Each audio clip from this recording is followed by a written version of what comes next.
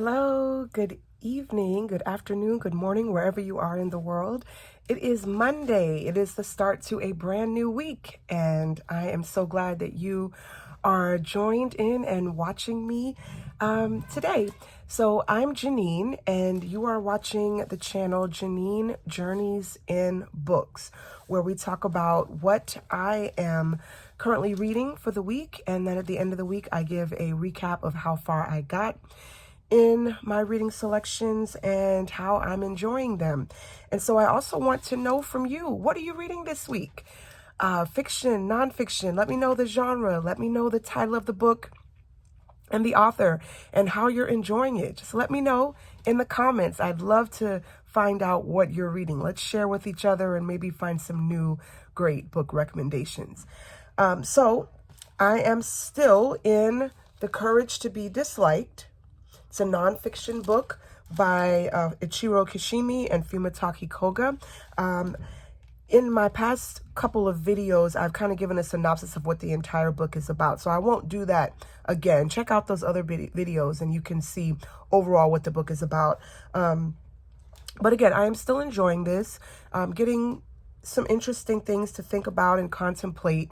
One of the chapters that I recently read is entitled Not Self-Affirmation, Self-Acceptance, which is an interesting point to consider, because I know that in a lot of areas where we're setting goals and we are thinking about productivity and trying to have personal growth, positive affirmations are huge. They're huge. And I just want to read what he suggests. I'm not necessarily agreeing or disagreeing. I just think it's something interesting to think about when you're talking about self-affirmations.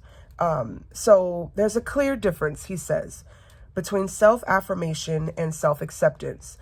Self-affirmation is making suggestions to oneself, such as, I can do it, or I am strong, even when something is simply beyond one's ability. It is a notion that can bring about a superiority complex and may even be termed a way of living in which one lies to oneself. He's not saying it's always, but he's saying it can turn into this. It can become this.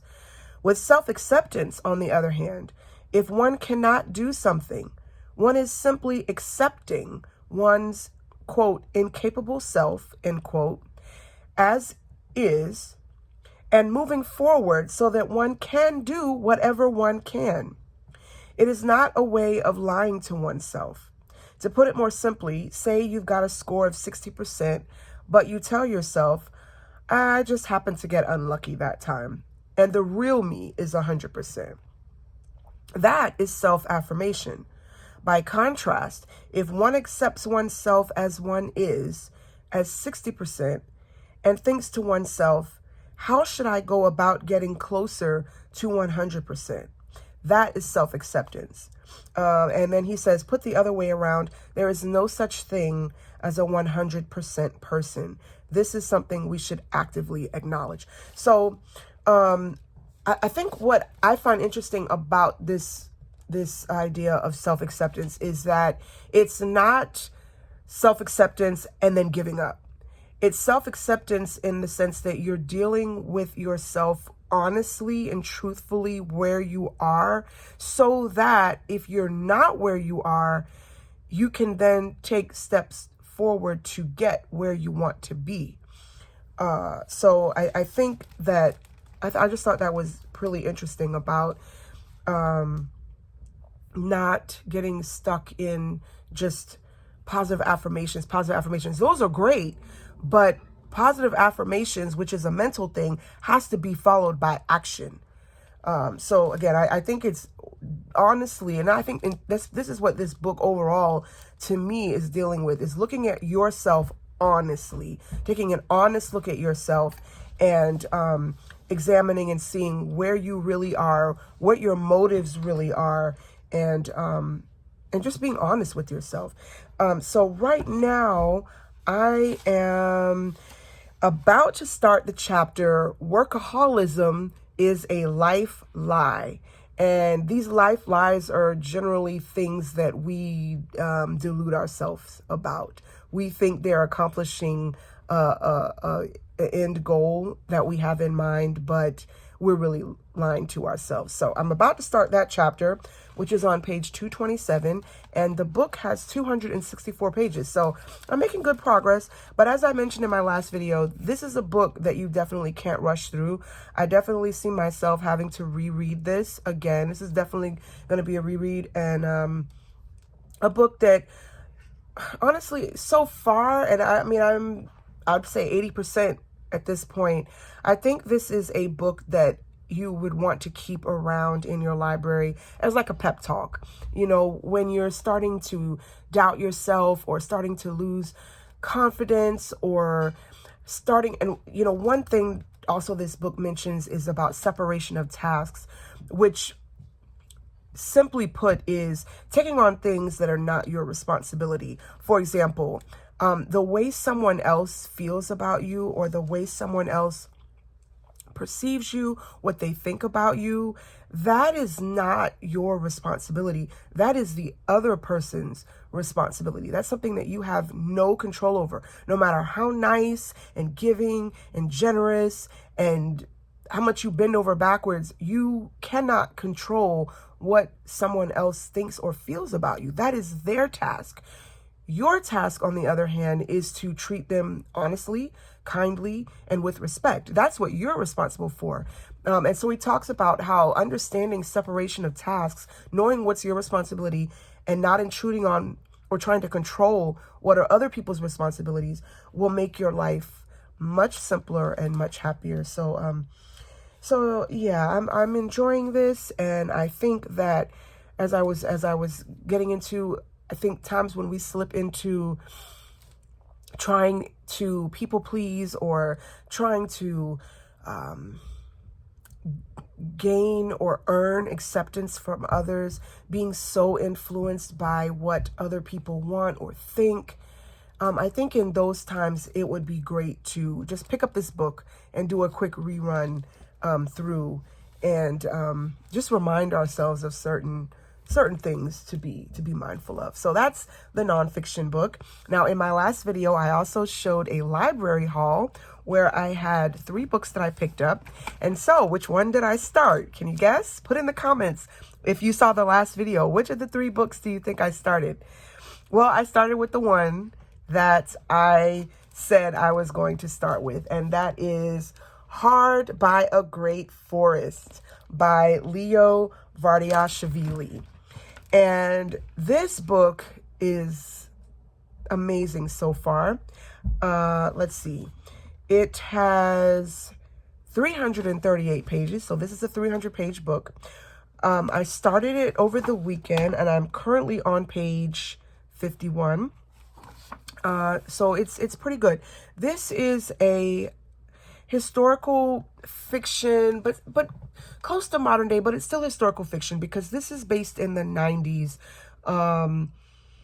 when the Soviet Union was crumbling, and when different republics were forming their own nations. So this story is based in the Soviet Republic of Georgia after their civil war. Well, the story begins at the beginning of the Civil War, when it's happening and this family flees. And so there's a father and his 2 sons that flee the country. And I'm not going to give spoilers about how they got away. And it goes into that in the book, and I think it's worth reading their experience. But they end up in London, and some time passes, actually 18 years pass, and they start to find their way back to Georgia because the father went back. He was just searching for peace because the mother wasn't able to come with them. And we find that, it's not a spoiler because we find that out in the beginning of the book. But the mother wasn't able to come with them. And so the father goes back, kind of looking for answers, searching for some things that we're not quite privy to yet. And the father kind of disappears. And so the oldest son goes looking for the father, and some things happen there. And so the youngest son then goes, and the youngest son is the first person narrator in this book. And so we're kind of following him as he goes back to the Republic of Georgia, and we're seeing his experience.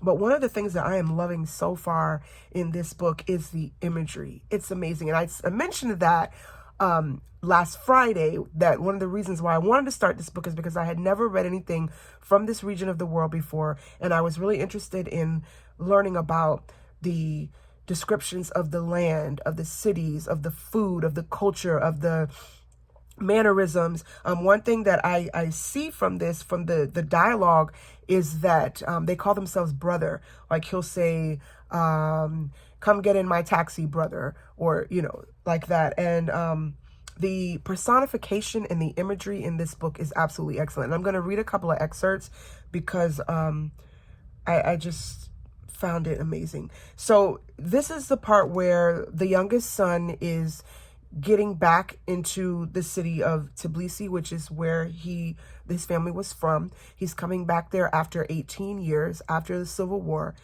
And this is what he's observing. The prose is like this. Fleshless rib cages of unfinished apartment blocks stood atop the hill in neat rows. The passing wind whistled through the yawning holes where people were supposed to have their cozy, warm living rooms, their standard issue Soviet sofas, and their standard issue Polish-made TVs. Tbilisi is a city that was invaded, leveled, and rebuilt more than 30 times. Over the centuries, all manner of empires and their unhinged rulers had their way with the city. The Ottomans, the Byzantines, the Russians. As a result, Tbilisi's architecture is schizophrenic. Stately facades and colonnades sit right alongside clusters of shabby wooden buildings leaning into each other like books on a lopsided shelf. Shiny, modern shop fronts, brand new and gleaming, are conspicuously wedged among buildings from a different age altogether. And the last excerpt I want to read, if you live in Tbilisi, you know the texture of the streets as well as you know the imperfections on the ceiling above your bed. Uneven, cracked pavements reward loyalty and punish newcomers with missteps and odd angles on which to trip.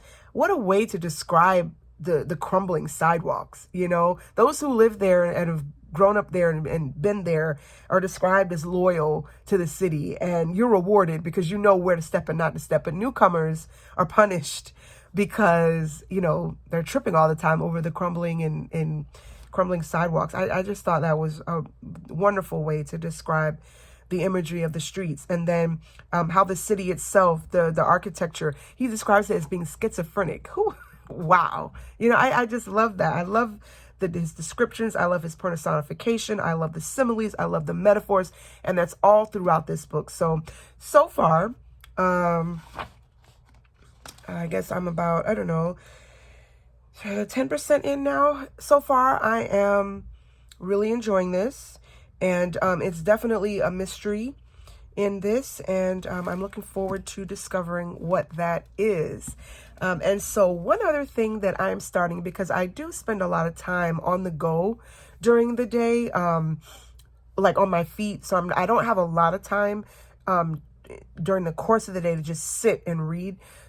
So I've gotten an audio book, and the book that I've got, I actually got it through my local library through the Libby app. So if you have never heard of Libby app, check that out from your local library. It's an app you can download. You can check out ebooks, audiobooks from your local library for free, and it is absolutely wonderful. I highly, highly recommend getting the Libby app if your library supports it. But the book that I got on audiobook to listen to throughout the day when I'm on the go is called The Ender's Game. And so that's what I envision as classic science fiction. Always interested in going back and reading some of the classics. There's a historical fiction book that I have on hold right now. It's an ebook. It's another classic to me now, science fiction. And so I'll let you know about that upcoming soon. That's an ebook that I'm going to be starting. But right now, I've got the nonfiction book, The Courage to be Disliked, Hard by a Great Forest, and also Ender's Game on audiobook. So that is what I am working on this week. Let me know what you're reading. I really want to know. Put that in the comments, and we're going to talk more about how far I got on Friday. So please subscribe to this video if you this channel if you haven't already, and please give this video a like if you like the content that I'm providing so far. So you have a wonderful week coming up ahead. I hope that you have great things in store for you, and I will see you in the next one. Bye-bye.